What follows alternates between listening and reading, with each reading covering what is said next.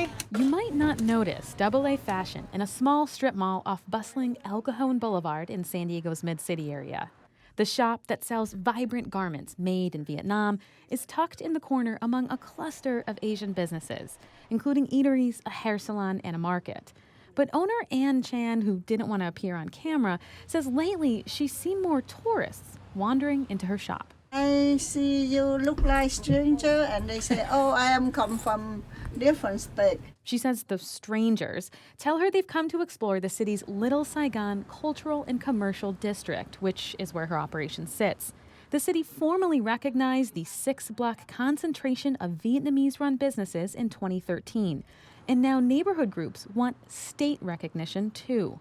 The El Cajon Boulevard Business Improvement Association's Beryl Foreman is part of a collaboration of City Heights organizations seeking a California Cultural District designation for a walkable, multicultural region that would include Little Saigon. Well, City Heights has always been touted as a place where there's an immense amount of diversity in the way of 40+ languages spoken. So that's something to be celebrated. Some say even hundreds of languages are represented in the lower income community that's historically been the first home to newly arrived immigrants and refugees. But Foreman says seeking the cultural district isn't just about commemorating the area's unique blend of Asian, Latino, and African cultures. It's also about ensuring it isn't pushed out. The designation could help the community build a brand it can push to protect and build upon to boost revenue for existing businesses. Then working towards economic development strategies that enable people to stay here. Displacement was a concern for the Barrio Logan neighborhood that's rich in Chicano art and history.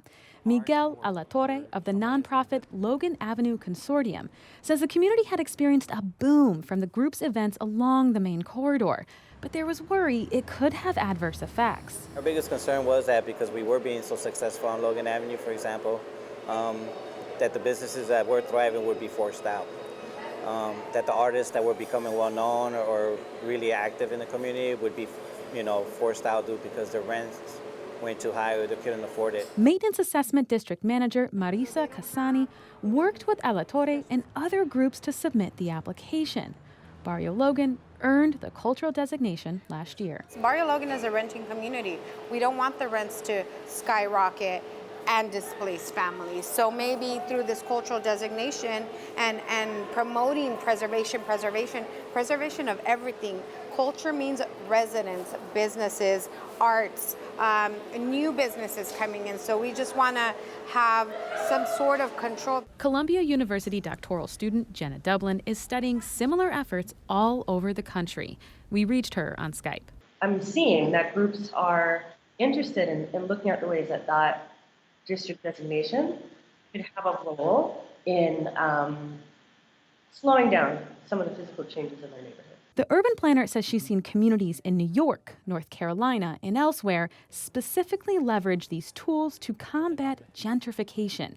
She says the recognition may bolster community organizing to help groups lobby against changes they may disagree with. Maybe the process of coming together to get a designation kind of brings people who haven't really interacted with development plans, with private developers or governments to the table and for the first time, and that's another way to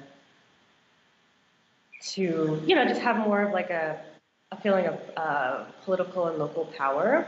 Alatorre in Barrio Logan says that's one of the benefits he saw from the cultural designation. It's good that we're all on the same page, whereas before a lot of us didn't even talk to each other back then, but now it's definitely it's been a blessing, to tell you the truth, for the community, I think. He admits the certification hasn't solved all the issues facing the community. Rising rents are still a concern. But he says the cultural district designation gives the community a united voice to approach property owners. In City Heights, Foreman says conversations around the district application have already brought organizations together to benefit the community. At a past meeting, the founder of a nonprofit coffee shop mentioned he was facing a deadline to fund a solar project for nearby high school kids. The City Heights Business Association offered him the money on the spot. Taryn Mento, KPBS News.